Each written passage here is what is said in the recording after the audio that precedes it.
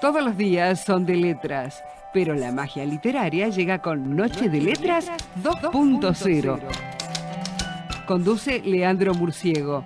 Reseñas de autores, entrevistas íntimas y todos los secretos del universo literario. Descubrilo miércoles a las 22 por Radio Tren Topic.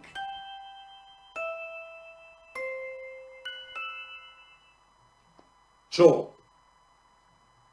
Una sombra talló mi voz, me puso en las manos un junco.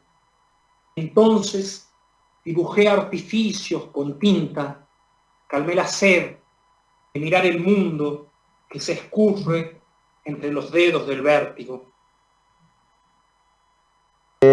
La voz, si es que lo estás escuchando por radio, o la voz y la imagen, si nos estás viendo en redes, es la de Gustavo Matías Luján, el invitado de hoy. Y ya vamos a contar algunas otras cosas. Igual, lo lindo es que tiene esa tonada que nos muestra que es nuestro y es de La Rioja y tiene esta cuestión. Yo creo que, a ver, con Gustavo nos cruzamos en el Encuentro Nacional de Poesía y Crítica Literaria en el Haroldo Conti, que se hizo en noviembre.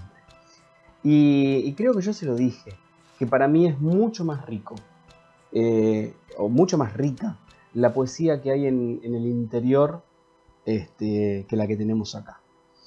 Y en la poesía de Gustavo se dan porque es más, y voy a decir el porqué. Porque es más rico el paisaje, porque es más rica la formación, porque es más rico el entorno, porque no se olvidan de los orígenes, porque son ellos con este presente, pero con toda la historia que tienen atrás. Digo, no están renegando de cosas, están construyendo. Y esa es la gran diferencia para mí entre los que vivimos en grandes ciudades, que nos olvidamos prácticamente de nuestra historia, y aquellos que están en el mal llamado interior, que por lo general son su historia, su presente y su futuro. Para mí es mucho más rico. Y en la poesía de Gustavo se encuentran estas cosas. En la poesía de Gustavo se encuentra su historia, su entorno, su geografía. Él es su geografía. Él, bueno, ya lo van a empezar a escuchar también con otras cosas. Pero nada, me encanta poder tenerlo. Hoy Gustavo vive en Tucumán, y si tuviese que hacer así como una... Nada, si me permitiesen a mí elegir como recortes de Gustavo. Gustavo es ingeniero químico, pero más allá de eso, digo, si a mí me permitiesen hacer un recorte de Gustavo o una pequeña semblanza, diría que es un apasionado de la literatura, es un militante literario, desde muchos aspectos, pero ya se van a dar cuenta por qué lo digo. ¿Y vos cómo te definís, Gustavo? Muy buena, ¿cómo va? Hola, ¿qué tal? Buen día. ¿Cómo me defino? A ver, el tema es, creo que mi profesión es ser ingeniero, pero el vínculo con la literatura se dio con cierta naturalidad. En mi casa, en La Rioja, hay posibilidad de acceder a libros, si bien soy de Chilecito, es decir, el interior del interior. Hay una casa con libros. Hay una casa donde venían mis primos que estudian en los 80, en los fines de los 70, los que no se exiliaron, digo, ¿no? Los primos que se exiliaron, bueno, ya los conocí posteriormente, pero La Rioja tiene como un vínculo histórico muy fuerte con Córdoba. Entonces venían de Córdoba y venían con novedades de música, de arte y también con algo de libros. Yo tengo hermanas más grandes que también van a ser gravitantes en algunos gustos, porque fueron las que abrieron determinadas ventanas a poder mirar de otra forma, ¿no? Pienso, por ejemplo, mi hermana Pía, mi hermana Silvia, año 86, nos regala Otra gente de Haroldo Conti. Por ella conozco a César Vallejo, mucha música, bueno, Mercedes Sosa, que Mercedes Sosa es, escuchar Mercedes Sosa es escuchar a los grandes poetas argentinos. Pienso, Mercedes Sosa cantó desde una Vidala escrita por Juan L. Ortiz, Tejada Gómez, pensando en el otro extremo de la Argentina, ¿no? Digo, del este y del oeste, del norte, cantó al poeta misionero, que en este momento no me voy a acordar, a ver, que es el autor de... Bueno, ya me voy a acordar. Cantó a Castilla, a Franco, a Dávalos, y a Lima Quintana, a Tejada, y podría seguir con los nombres. Entonces es como una poesía, te escuchaba en la introducción, y podemos decir del interior, sí, del interior de la tierra de Argentina, sí, pero también del interior del alma, ¿no? Bueno, a Yupanqui, que en definitiva creo que hay una cierta injusticia porque Yupanqui es el gran poeta nacional, porque es el poeta que va a atravesar la Argentina y va a dar cuenta, tanto desde el norte al sur, como en todas las instancias no tan solo de justicia, sino también del paisaje del hombre, ¿no? Yo me llevé una sorpresa hace un par de años cuando leía a Yupanqui, no su poesía, sino más bien su narrativa. Es tremenda la narrativa, quizás sea poca, quizás haya sido una cuenta pendiente, creo que nos dejó poca narrativa, pero El Canto del Viento, por ejemplo, de Yupanqui es un tremendo libro, y creo que está como hasta ausente mirarlo, ¿no?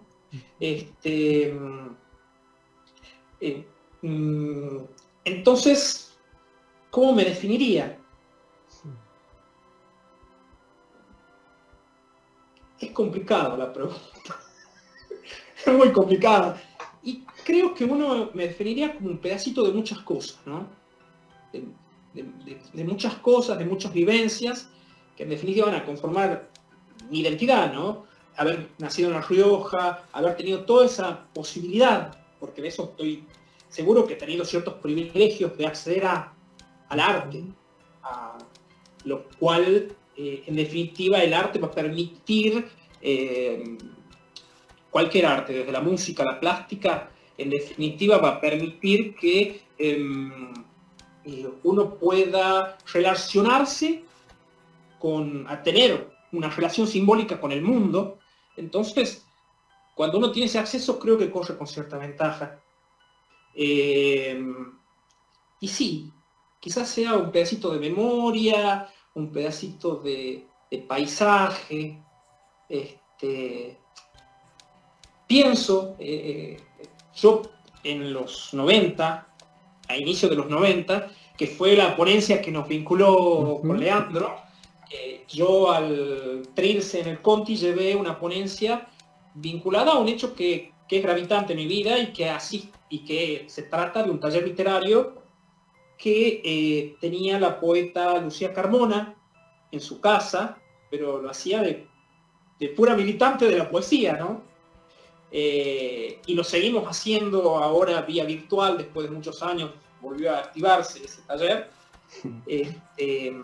Entonces, sí, uno es un poquito de todas esas cosas. Yo, para hacer la ponencia, me puse a chequear la revista que el taller en ese momento hacía, y empecé por ahí a vincular algunas cosas. De pronto, Lucía, en la revista, ahí está la presencia, y en el taller también estaba, de poetas como María del Agudo, una poeta santiagueña que va a ser parte de la carpa. La carpa tiene una importancia tremenda en el norte porque es prácticamente la entrada del modernismo a la poesía, y va a estar conformada con núcleo en Tucumán, con poetas de todo el norte argentino. Entonces, hay un antes y un después. De hecho, en la carpa tienen un manifiesto, y bastante pretencioso. Bueno, eran jóvenes, y si sos joven y sos pretencioso, no sos joven. En el cual ellos dicen: la poesía por esta zona, en este lugar, comienza con nosotros. Y algo de verdad tienen, ¿no? Porque a pesar de que la dictadura termina rompiendo el tejido social, terminan rompiendo esa herencia que se va transmitiendo, porque a partir de los 80, con la poesía, en la Argentina en sí, van a pasar otras cosas y hasta se va a renegar de ciertas raíces, ¿no? Porque obviamente en las raíces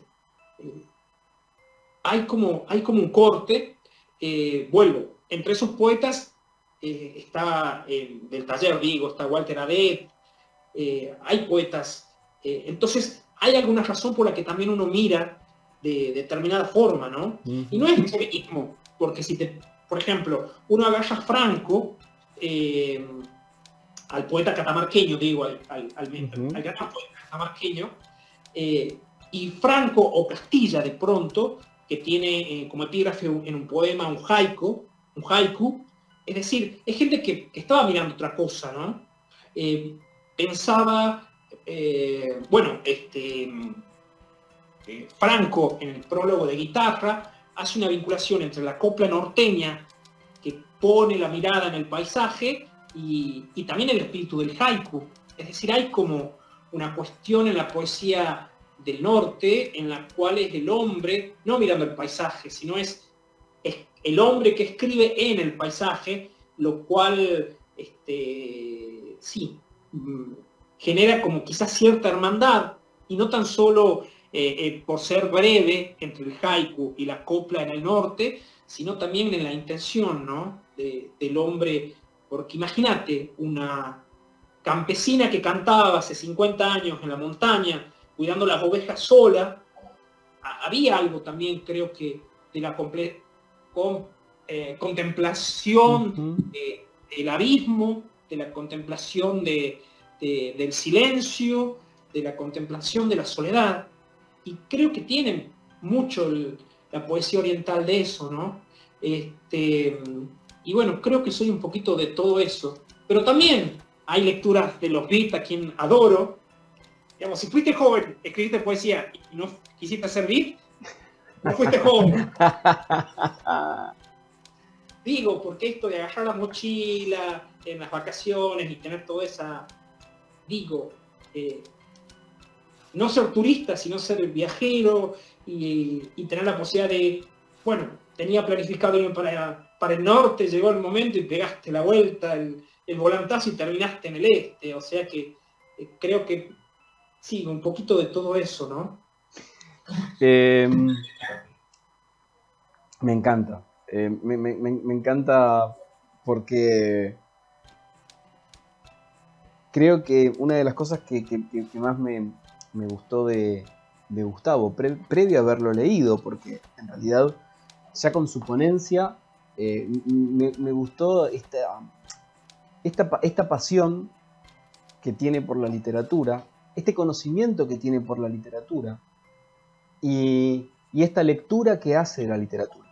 Entonces, no es simplemente una entrada, todo esto es vivir la literatura, y es lo que se nota en Gustavo, y abrió como un montón de cartas y juegos. Hay algo que quiero decir, apoyando la tesitura de Gustavo, y no solamente como escritor, Chavero, digo, Atahualpa Yupanqui,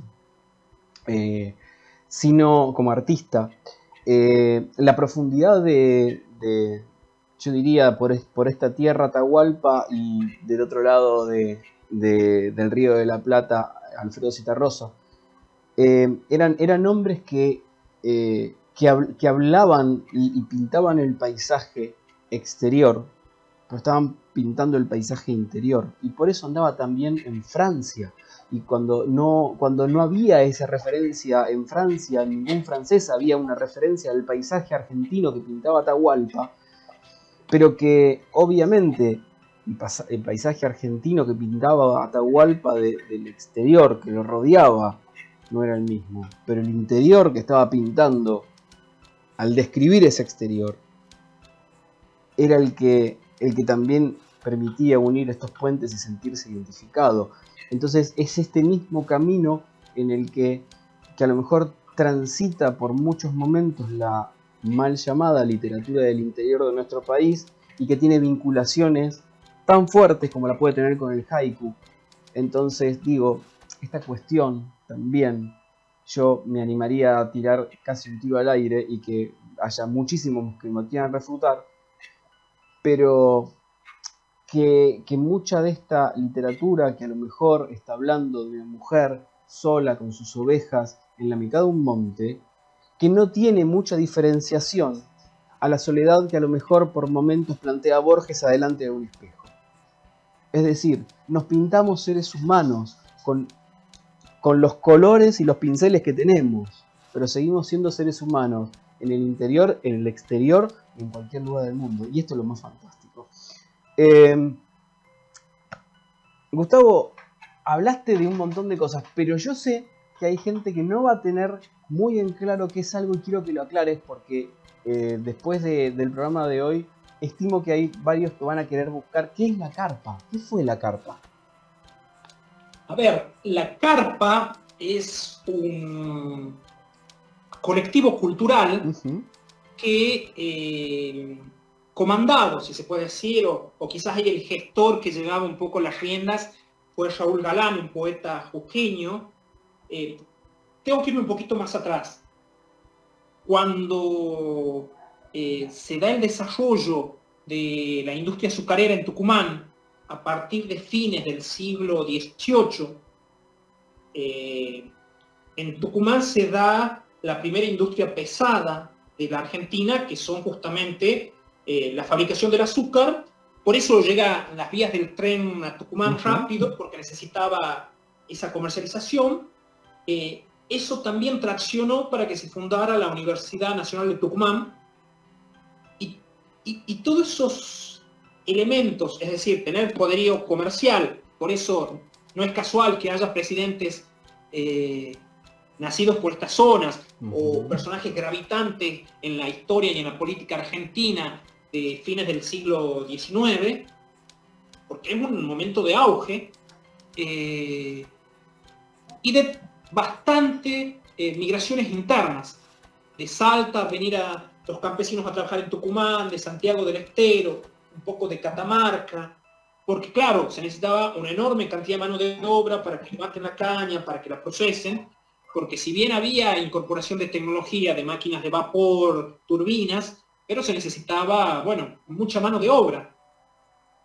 Esas migraciones, y también la migración vinculada a lo que en su momento fue la excelencia de la Universidad Nacional de Tucumán, porque bueno, creo que en el norte no había muchas universidades, no tengo registro, me parece que la de Catamarca, la de La Rioja, son del 70, 60 hacia adelante, de Jujuy y Salta no tengo referencias, de Santiago no, por cuestiones geográficas y de camino. Chaco no parece muy lejos, pero queda lejísimo en definitiva. Digo, por la posibilidad de las vías y la construcción de este país, que es como un embudo que todo lleva a Buenos Aires, la vía del tren, las rutas. Vuelvo, en el norte se van a dar esas condiciones económicas de migración de población y también culturales para que, abro de nuevo un paréntesis, aquí debe ser durante 20 años vivió Jaime Freire, creo que está bastante borrado de la historia de la literatura, o por lo menos hasta donde yo sé, latinoamericana y argentina, que junto con Darío, Jaime Freire va a ser uno de los incorporadores del modernismo en la literatura en castellano por estos lugares. Entonces van dando muchas condiciones para que en el 40, si yo no me equivoco, es más o menos es alrededor de mediados del 40 de la década del 40, en el que poetas de Santiago, Salta, Jujuy, Tucumán, si no me equivoco algún catamarqueño, van a asociarse en ese proyecto cultural que se va a llamar la carpa. Hay varias teorías de por qué se llama la carpa, ¿no? Y hay como varios lugares de por qué estaría ese nombre. Ese proyecto va a generar una serie de revistas y luego de varias publicaciones revistas para mostrar la obra de este grupo de jóvenes poetas que están atravesados ya, que hacen todo este replanteo de la poesía, y es loco, vos sabés que en función de lo que vos decías, creo que también tiene que ver un poquito de eso, ¿no? Porque hay como una mirada distinta sobre el hombre también en la carpa, en el sentido de que, a ver, hay como una, ¿cómo explicarlo? Voy a tomar el ejemplo de Castilla, de Manuel Castilla, el gran poeta salteño, que lo conoceremos como autor de letras en dupla con Gustavo Cuchi Leguizamón, que quizás hayan hecho las zambas más hermosas de la música de proyección folclórica, ¿no? Pienso en las letras de Castilla, ¿por qué? Porque Castilla es uno de los integrantes de la carpa, en donde el hombre o los personajes que él toma para retratar les da una categoría ética. Me refiero a lo siguiente: en el tema del folclore argentino, salvo Yupanqui, que también hace una operación semejante, pero como en soledad, ¿no? No es parte de este núcleo, y también porque también tiene otra edad, que Yupanqui es un poco más grande que la gente que conforma la carpa. Pienso que les da, a ver, ¿cómo explicarlo? La mirada que se tenía, o por lo menos que circulaba en lo que se va conformando a partir de Lugones, del ser nacional, es, bueno, el gaucho, el hombre el campesino, es servicial, está feliz, la vaquita, el mate, la danza, son acríticos y son todos felices. Inclusive pienso en la Universidad de Tucumán y Juan Alfonso Carrizo, el catamarqueño, que tiene un proyecto importantísimo, que es el de compilar el coplerío del norte argentino. Logran hacer 8.000 coplas de Catamarca, 10.000 de La Rioja, y así de todas las provincias, lo que serían las provincias del NOA, pero también, y están ausentes, por ejemplo, en el coplerío, en las compilaciones, las coplas políticas. Bueno, en el caso de los poetas de la carpa, van a dar esa posibilidad, digamos, de que a ver, de mostrar el alma, la resistencia, quizás no, bueno, la poesía, si por ahí se mete mucho con esas palabras, se transforma en panfleto, pero, por ejemplo, pienso en Castilla y pienso en Juan del Monte, que es un explotado, y que no le queda otra opción que, al estar alienado, emborracharse y sin quejarse, o hay algún personaje que va vislumbrando algún elemento. Por ejemplo, está la zamba de Juan Panadero, que es un anarquista que viene escapando de la Guerra Civil Española, a la cual Castilla le va a hacer una zamba divina, porque, bueno, era imposible no hacer un hermoso poema mirando la militancia de Juan Riera. Entonces, sí, creo que la carpa, bueno, no sé si es fundante de la poesía del norte, pero extremadamente gravitante.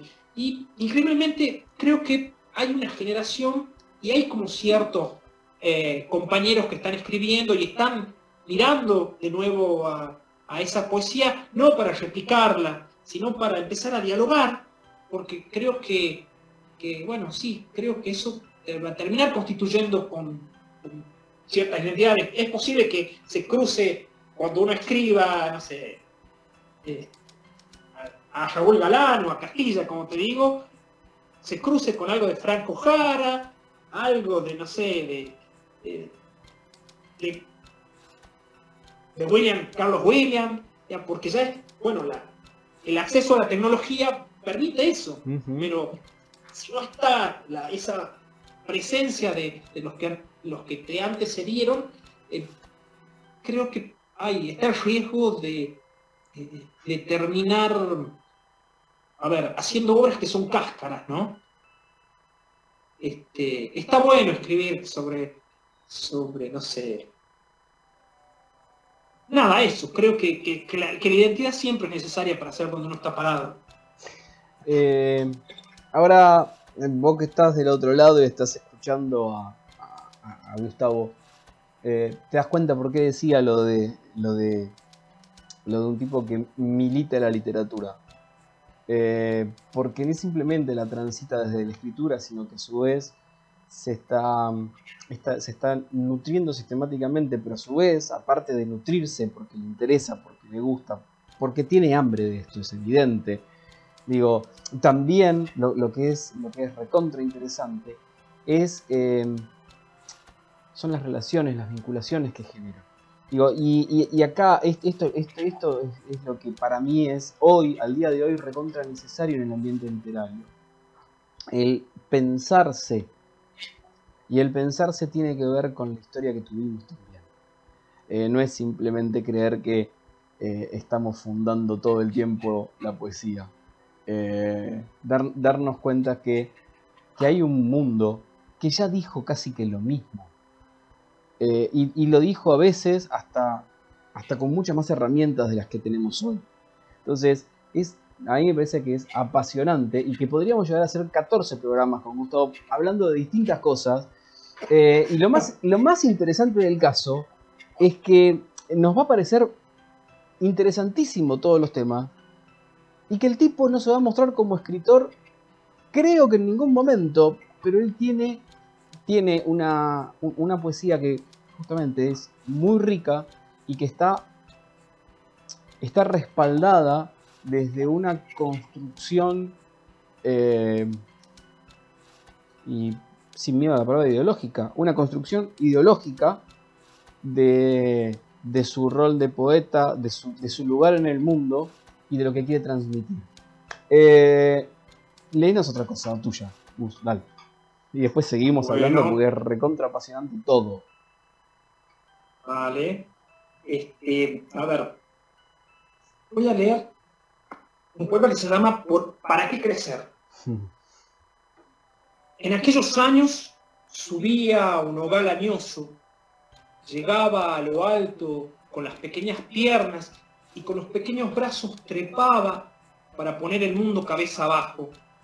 En aquellos años los pájaros picoteaban las palabras, la bautizaba y bautizaban mi voz en ese extraño alcázar sostenido en el borde del aire por falanges leñosas. Yo le colgaba versos que eran acunados por la brisa. Decía, hoja, eran miles de párpados verdes que guiñaban sus ojos verdes. Decía, cielo, y un mar cristalino era la cúpula del universo. Azul un ala, azul dos alas, lo suficiente para nadar, escribir o volar, que es lo mismo. Dije, crecer y caí.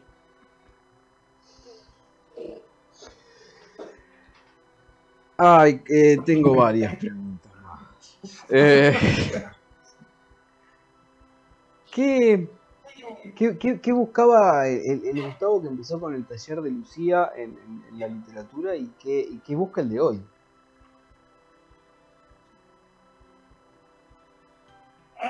Tus preguntas, mi estimado.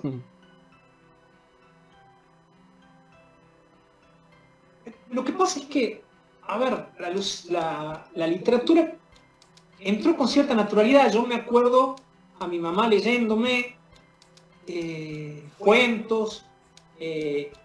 Recuerdo que mi hermana más grande subíamos a su habitación arriba, que era como un lugar donde nadie jodía, y ella leía poemas, copiaba los poemas en un cuaderno, los poemas que le iban gustando, me los leía, conversábamos. Entonces fue la literatura como entrando, sí. O, por ejemplo, en mi casa había, mis padres habían comprado una colección de libros de teatro español, sí, teatro español, digamos. Tendría 14 años, 13 años y leía eso porque me generaba interés y nada. Hay un elemento, ¿no?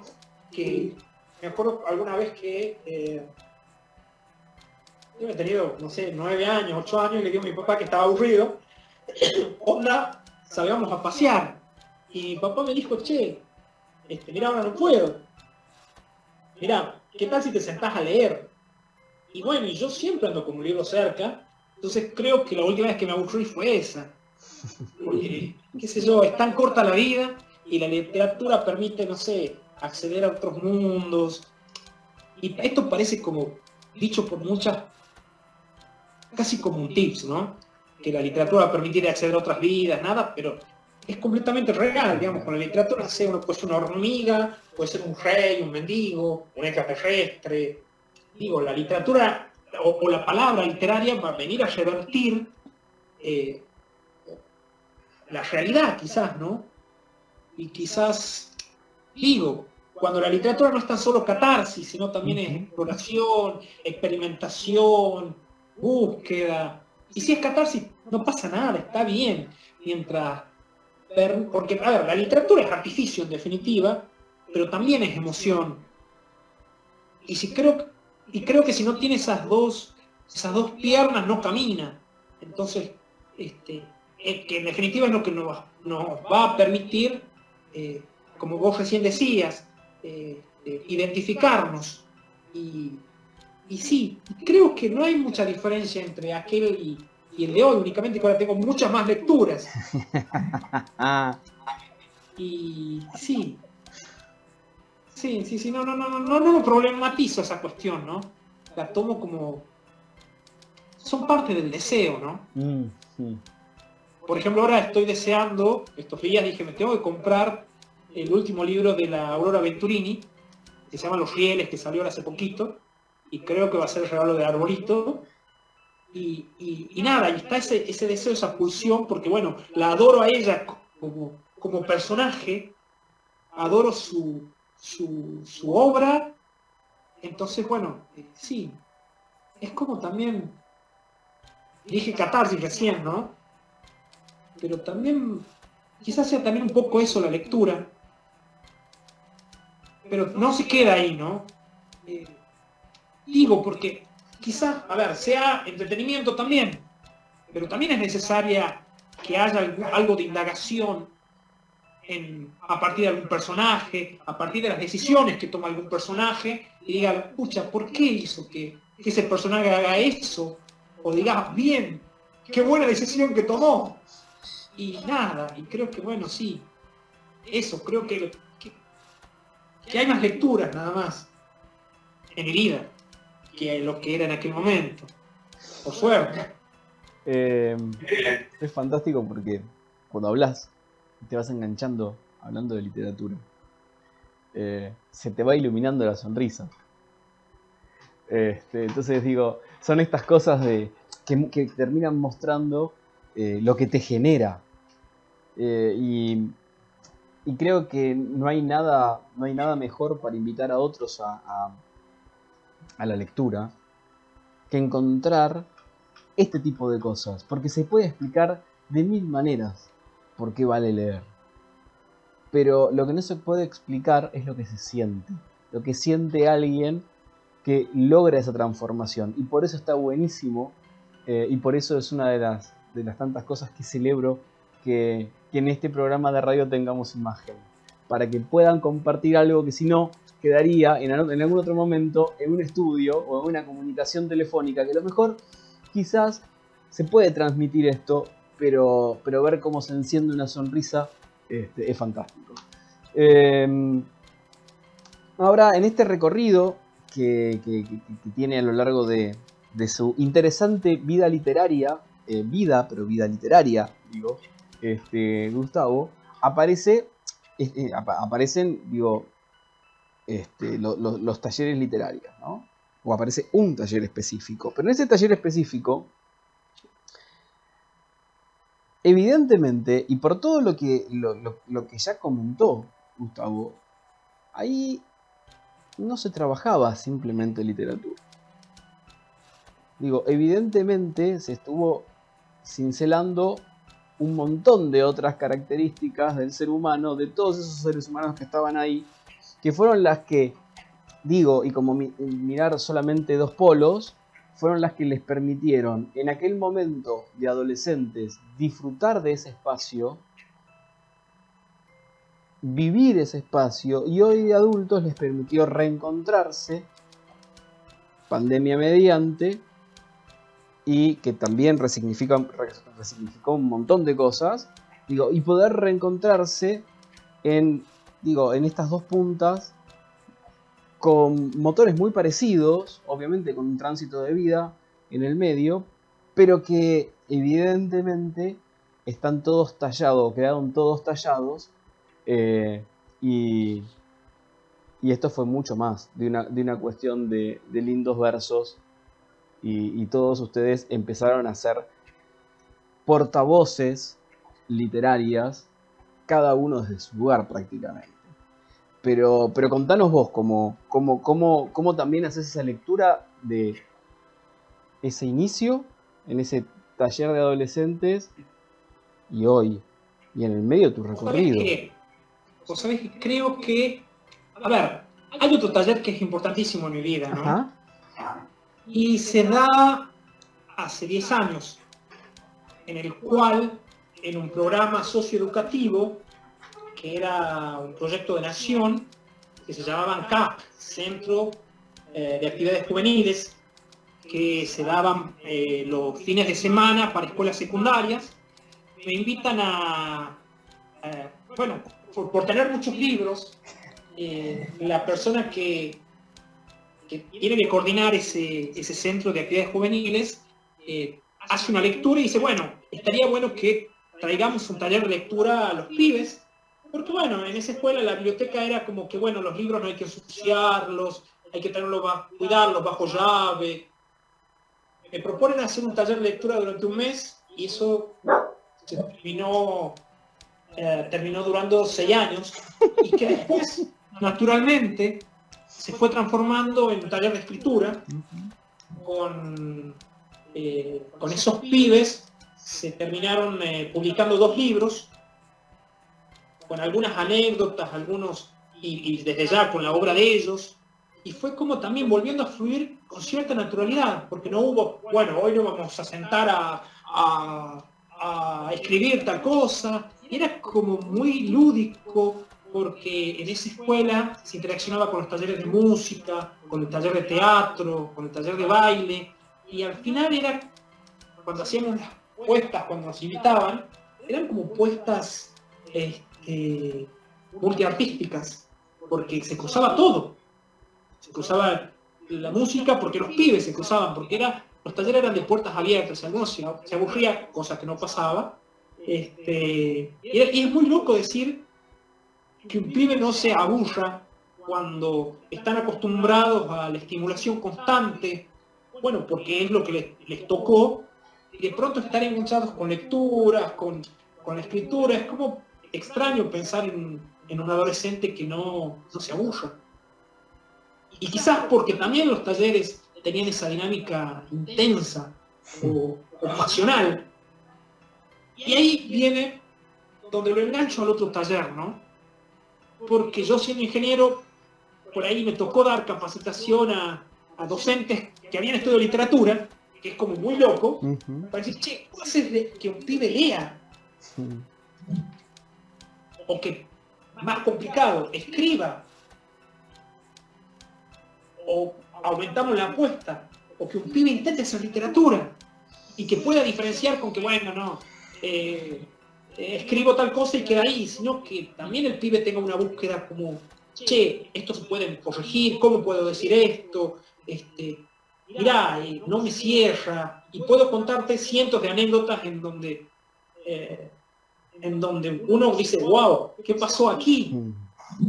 Y lo que pasó, creo que, y es lo que pasó en el taller de Lucía Carmona, y es lo que pasó en este taller, que para que el otro se enganche con la literatura o con cualquier cosa, cualquier arte, creo que lo que funciona es, cuando uno lo hace con pasión, es transmitir esa pasión. Entonces, bueno, ese desbordamiento que quizás uno tiene con determinados autores, con determinadas obras, y las cruzas con la vida de los autores para entender, che, ¿por qué escribió ese poema de esa forma? Y cuando se va a la biografía, empieza a entender, bueno, lo escribió en esta instancia, bajo ese dolor, bajo ese cuestionamiento, bajo esa presión social, y cuando uno lo vende, lo chamulla, el otro lo compra y bueno, y sí, así como se transmite esa pasión, se transmite esa emoción, ¿no? Hace que el otro pueda también transitar la emoción que uno sintió, por qué a uno lo movilizó, entonces, y encima es como, son caminos como muy locos, y también está asignado por el prejuicio de uno. Por ejemplo, yo llevé Pisanic a un par de chicas porque diciendo, bueno, esto seguro que va a funcionar con las chicas, y no funcionó con las chicas, funcionó con los pibes. Entonces, nada seguro, no hay nada seguro. Claro. Entonces, o lo que sí, uno como moderador de un taller tiene que saber, y creo que Lucía Carmona en aquel momento también lo hacía de esa forma, es trabajar con las singularidades y las necesidades de cada uno, de las lecturas, de las temáticas, de la forma de expresarlo, o sea, porque bueno, la idea es que nada de la creación humana puede estar mal, porque los cánones no sirven otra cosa que para vender en la industria, o bien encerrarnos en un estilo. Vos sabés que yo no creo en la voz, cuando dice, ay, ese poeta encontró la voz, yo creo que más que voz que encontró un corset que le funciona para chamullar. Pero bueno, sí, creo que firmemente que lo que se transmite es pasión hacia el otro, y varios de los pibes de esa experiencia del taller, de la escuelita, del CAJ, han seguido, o ya sea estudiando literatura, o siguen escribiendo. Es decir, algo pasó que hizo clic, que los atravesara y se contagiaran con esta pasión. Sí, creo que sí. Creo que lo que se contagia es eso. Es eso, y es como prender una mechita y nada, y es, uno prende una mechita y de pronto a lo mejor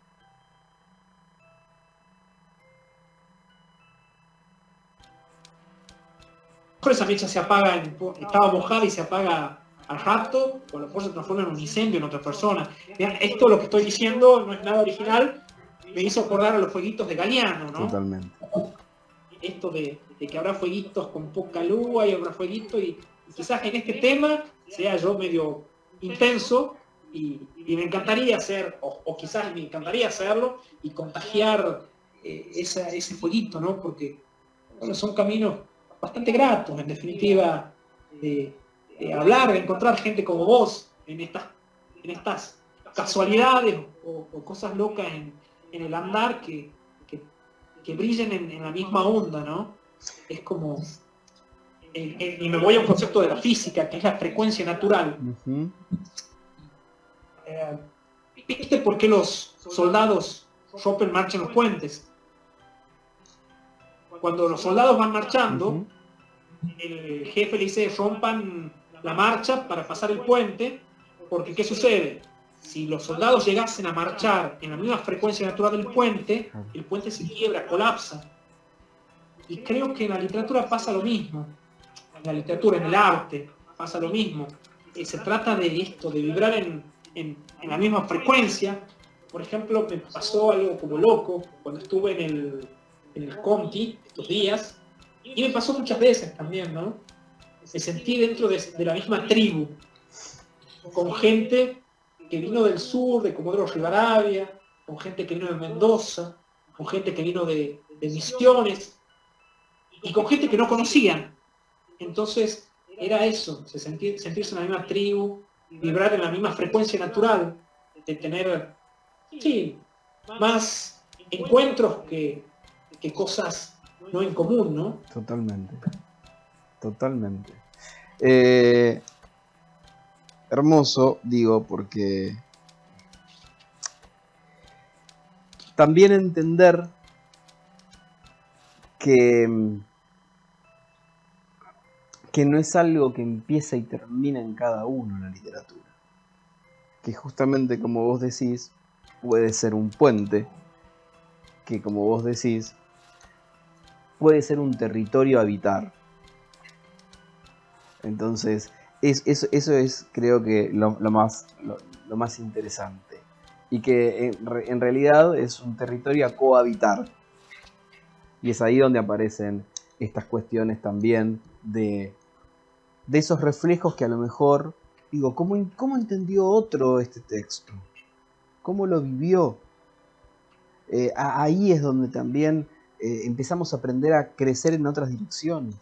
Entonces poder llevar estos espacios, poder entender la literatura de esa manera y poder ver que dentro de esta tribu no tenemos todos por qué cantar lo mismo, me parece que también eso es como recontra interesante.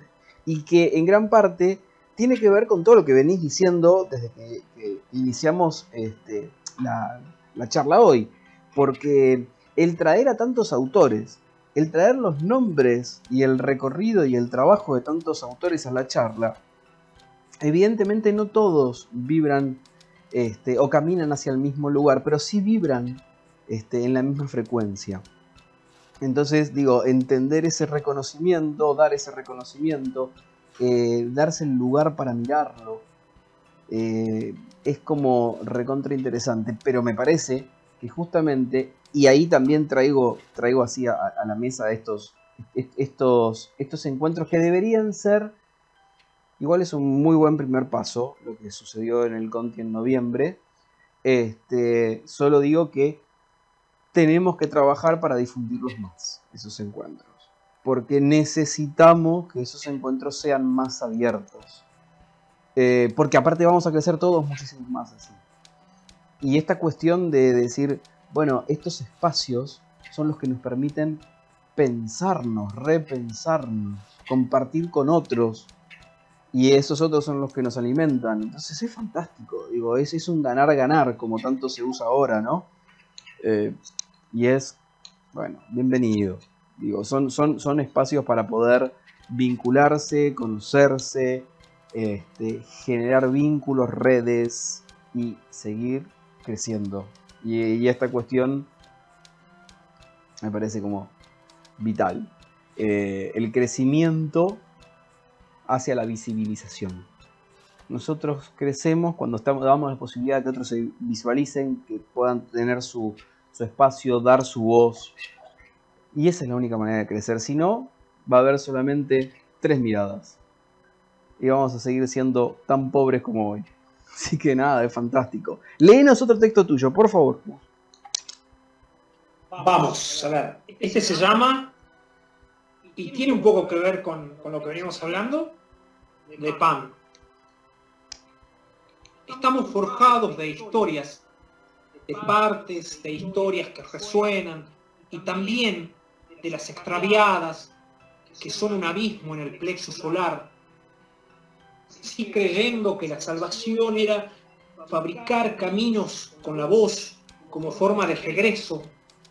Sabía entonces que las palabras están hechas de migas de pan, y los pájaros, con toda la inocencia del mundo, siempre se las llevan. Qué lindo. Dame otro, dale otro, dale que está bueno. Más. Te voy a leer todos estos poemas, al final estoy leyendo poemas nuevitos. Qué bueno.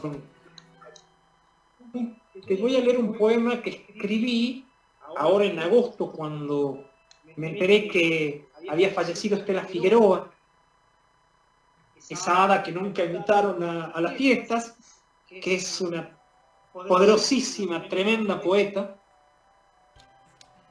Bajo la Luna tiene publicado una antología que es imperdible. Orilla. Recostado en la cama leo a un poeta laureado. No encuentro ningún poema que me queme. Del vértice de la habitación, una polilla común va descendiendo. Logra captar mi atención. La sigo con mis pupilas.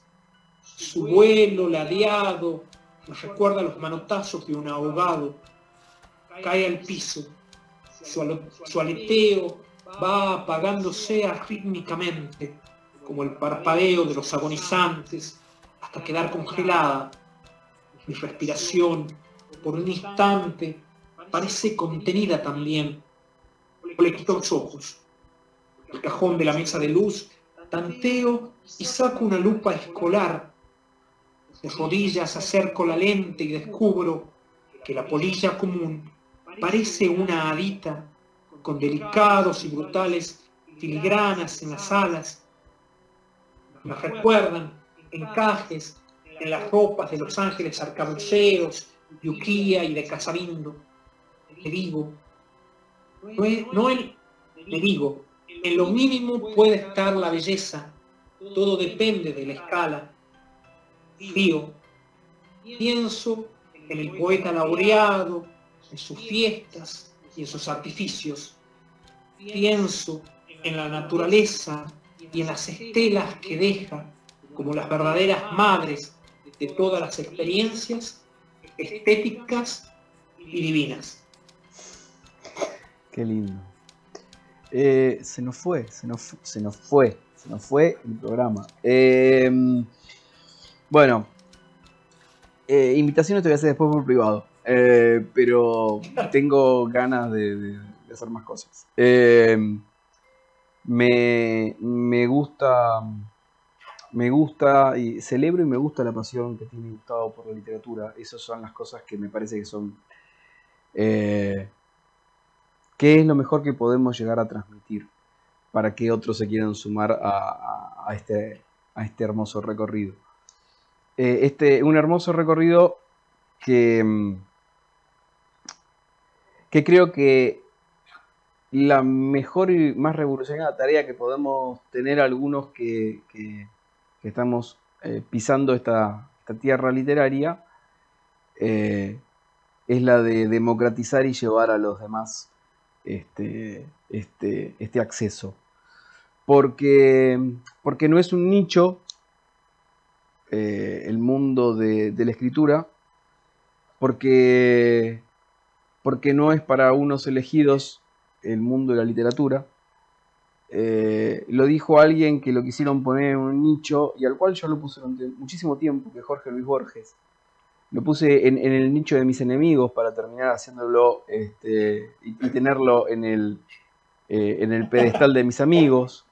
Pero digo, Borges decía que si no podés terminar un libro, si no te gusta lo que estás leyendo, no es que no te gusta leer, es que nunca te acercaron el libro que te movilizara.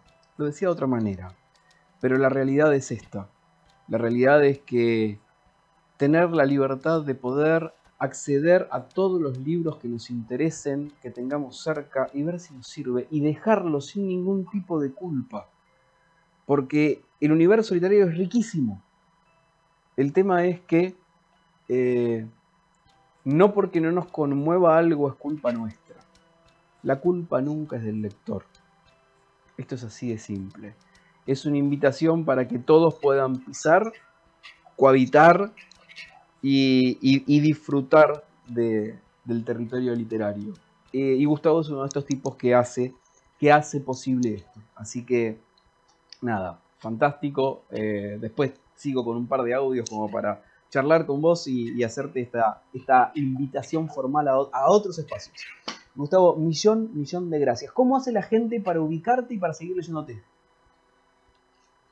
A ver,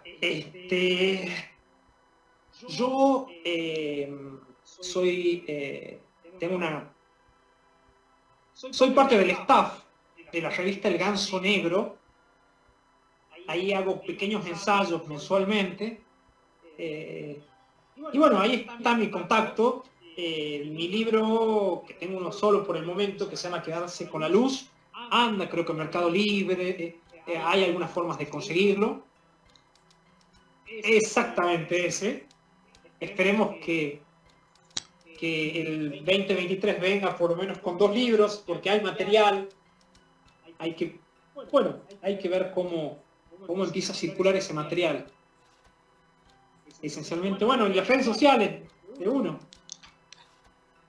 O sea que te buscamos como Gustavo Luján. ¿Cómo te buscamos en las redes sociales? Así ya la gente termina de escuchar esto. Sí. Fantástico. Gustavo Luján. Fantástico. Sí. Gustavo, gracias por haber estado. No, muchas gracias a vos por este instante de conversación, barra reflexión, porque bueno, qué sé yo, uno nunca sabe con qué va a salir y me voy con algunas cosas para volver a repensarlas, ¿no? Y está bueno eso. Hay algunas cositas, algunos caminitos abiertos ahí. Así que bueno, muchas gracias, un abrazo grande. Y bueno, y quedo a disposición. Espectacular, gracias. Y seguramente en breve también te va a llegar una convocatoria para hacer para declararte en estado de poesía permanente. Ya después te vamos a contar. Esta invitación también la vamos a hacer a la gente.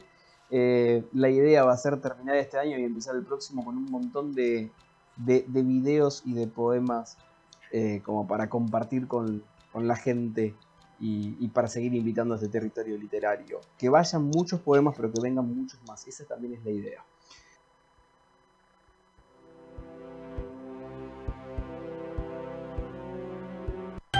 Flor, abeja, lágrima, pan, de letras, noche, de letras.